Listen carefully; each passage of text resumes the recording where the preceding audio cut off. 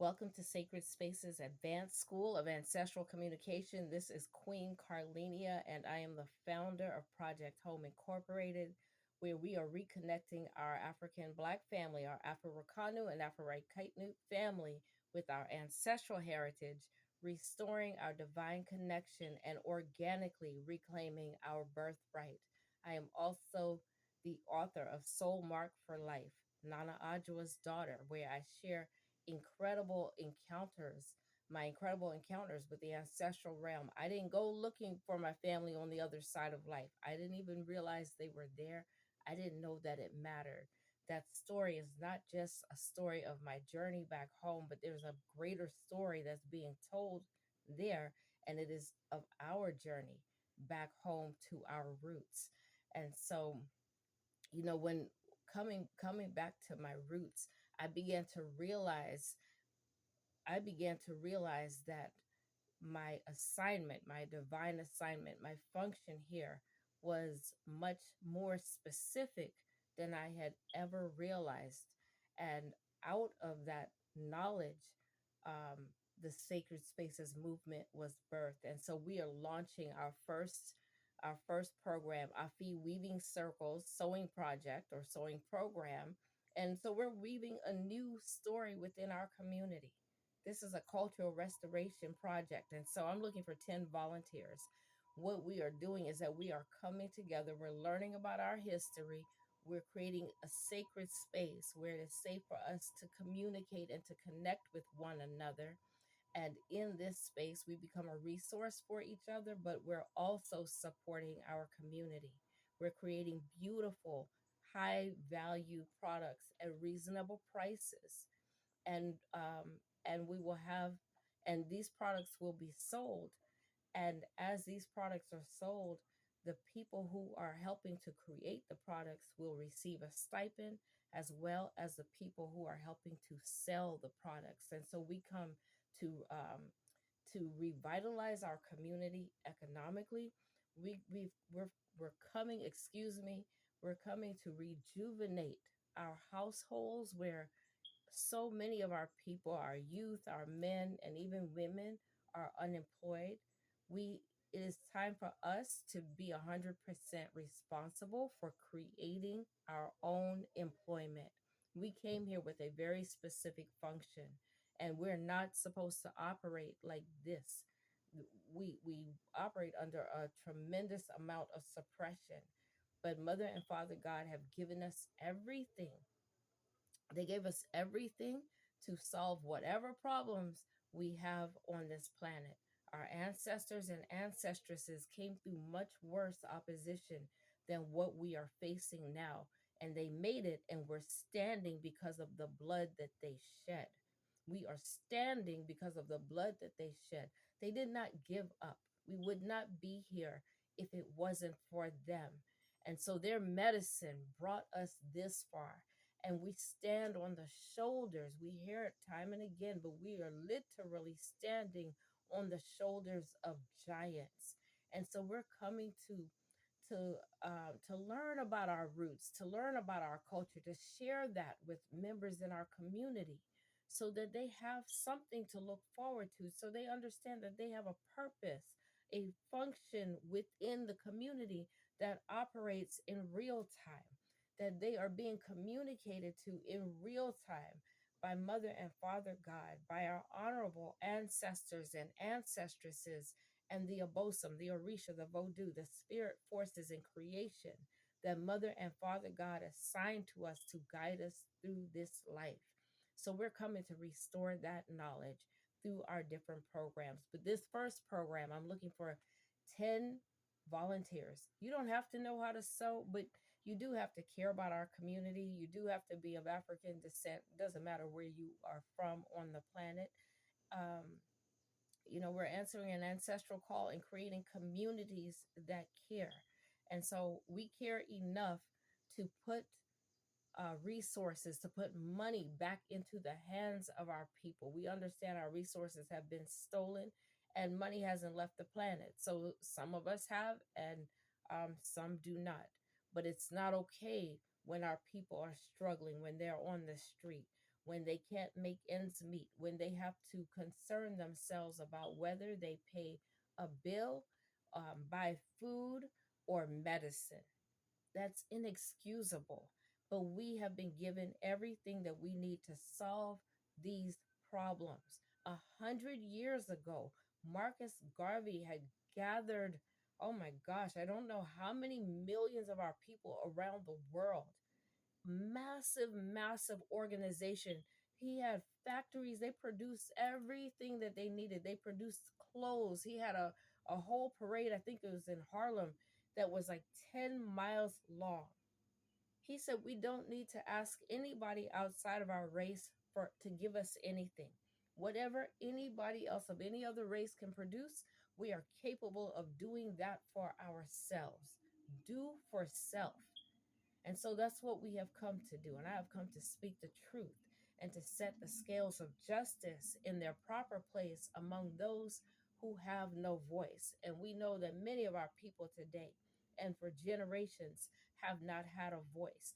We are disrespected in the streets by common people of other races. We are disrespected from people in the highest level of government. We are disrespected by people on the security forces across this country. But when we begin to have respect for ourselves, we will demand something different. That means we have to have the resources. So, regardless of whether we have voted or not throughout the years, our financial condition collectively has not changed. We've come to change that because we see that when you have money, those people, those politicians, they begin to listen and move accordingly. But when you have no money, you're disrespected right where you live. They do whatever they want to do. They will dismiss you wholesale. I saw in one of these states, I don't remember what state it is. Um, I think the Republicans redistricted, and all of the black legislators who, some who had just been elected, had to leave. They had to leave because these white men decided, no, we're not going to have you in charge. That's ridiculous, right? But until we begin to value who we are beyond their system, beyond their systems, we have more respect for them and their systems than we do for us and our ancestry and where we come from. We have to don't know our identity. See, there are certain ways that you will act. There's certain ways, certain things that you will accept, and there's certain things that you absolutely will reject when you know who you are without a shadow of a doubt. And we have been accepting disorder from top to bottom. We're out of order. And we have come to restore order with our Afi weaving circles. And so if you live in the District of Columbia, DC, Washington, DC, Maryland, Virginia area, we'll be gathering within the city, within DC. But if we're looking for 10 volunteers, again, if you love to sew, please reach out to me. You don't have to know how to sew, and we're looking for youth to be part of this project as well because we're creating high quality products that that will be sold.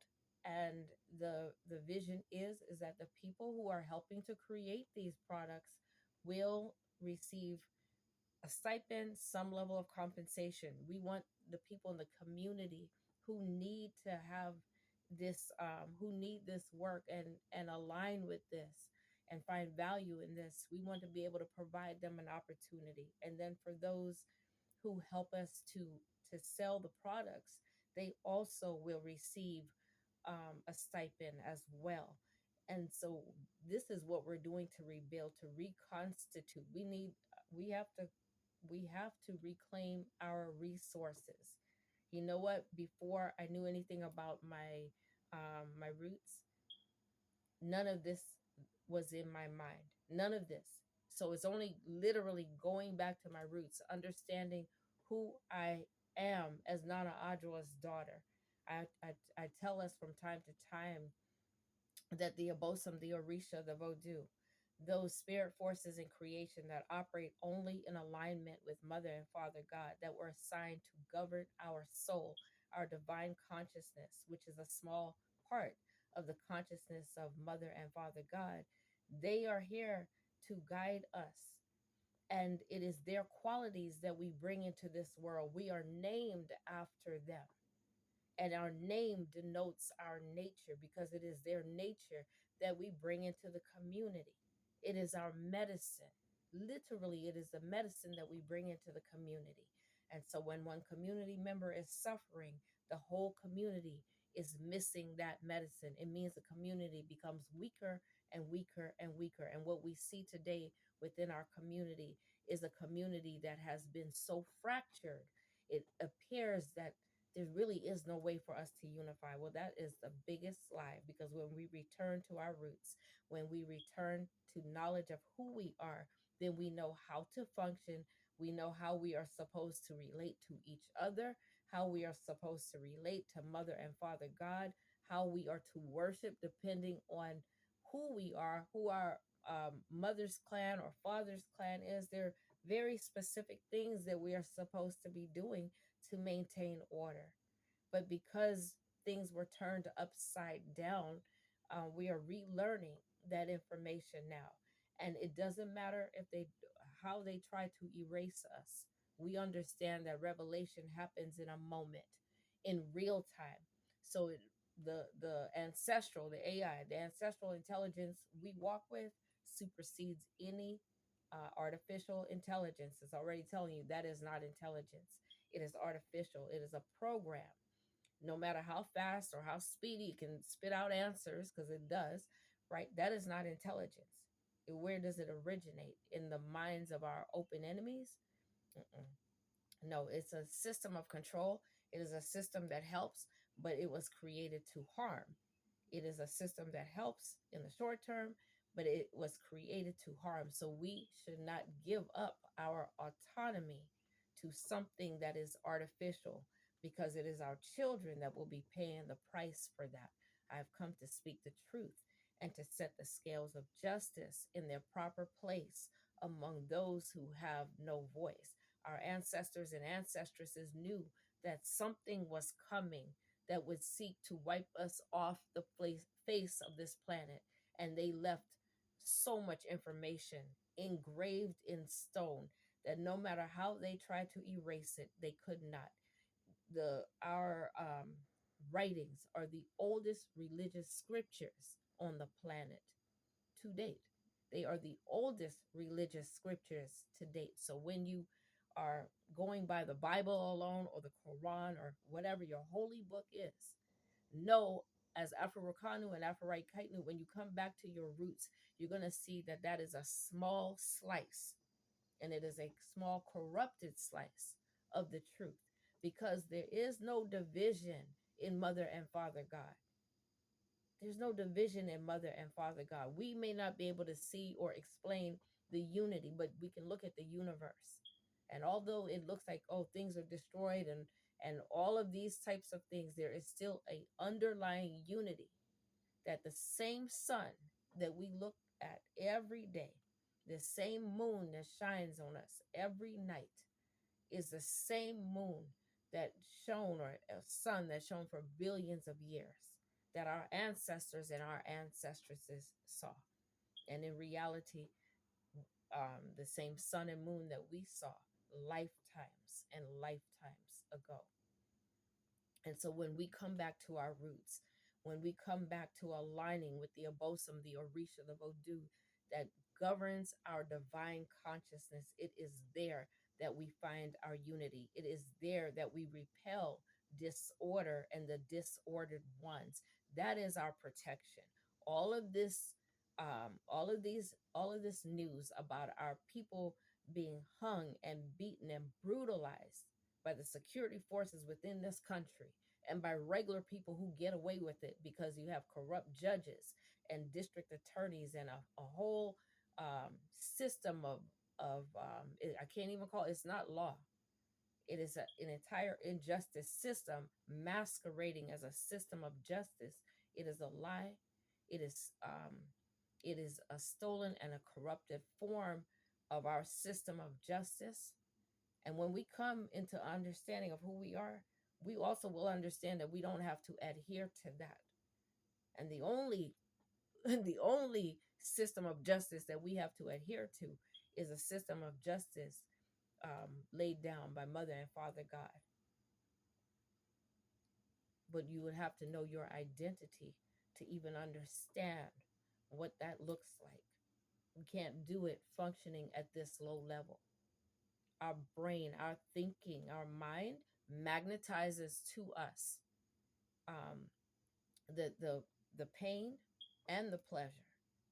So whether we recognize it or not, the our thinking, we may look outside and say, oh, this person is getting on my nerves, they're doing this to me, they're doing that to me, like I'm a victim of them. No, we have certain patterns of thinking that attract those people and those circumstances to us.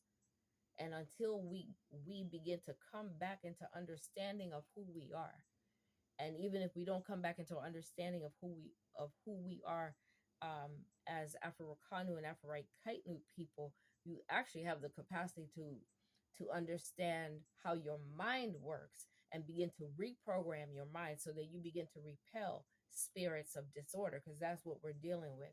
We're dealing with spirits of disorder. And our ancestors and ancestresses and some people today, they know how to repel those spirits of disorder. And if they encounter one and they seek to do them harm, they know how to open their mouth and say words, and those people can drop dead. You have a power. You walk with a power that they fear, and it's why they work 24/7. They work 24/7 to keep you in a certain mindset. Keep going to church, keep worshiping God the way you do. As long as you do that, they're good. They're good. You're not a challenge. They got you because they know exactly what they gave your mothers and fathers, and you worshiping like how your mothers and fathers worship. And they did that under duress. They didn't do that voluntarily. They did that under threat of violence, rape, death, torture. And today that's what we know. And so we follow. We don't know, and some of us can't even go there. What did our parents go through while hearing people upstairs worshiping while someone is here raping your child? They're not fearing hell, the same hell they got you fearing. They're not fearing going to hell. And they preach to you hell all day long, so you don't even recognize that you're living in hell while they are living heaven on earth. No, we came to turn that situation around. They've stolen resources. We're coming for everything that was taken. But it takes the transformation within us first. And so as we begin to gather, as we begin to connect, we never walk alone. Our ancestors and ancestresses, our honorable ancestors and ancestresses are there. They're there and they're waiting. They're speaking to us, but we don't recognize them. Oftentimes thinking it's just our thoughts. The Abosom, the Orisha, the Vodou, they're there. But if they're not a part of our reality, we don't hear them because all we know is God in the way we were given God. You can't be given God outside of your culture, outside of who God created you to be, and expect that, I'm talking about collectively, and expect that we would be able to move in harmony, that we would be able to protect ourselves, that we would be able to protect our children. Because right now, it is apparent that we're unable to protect our children.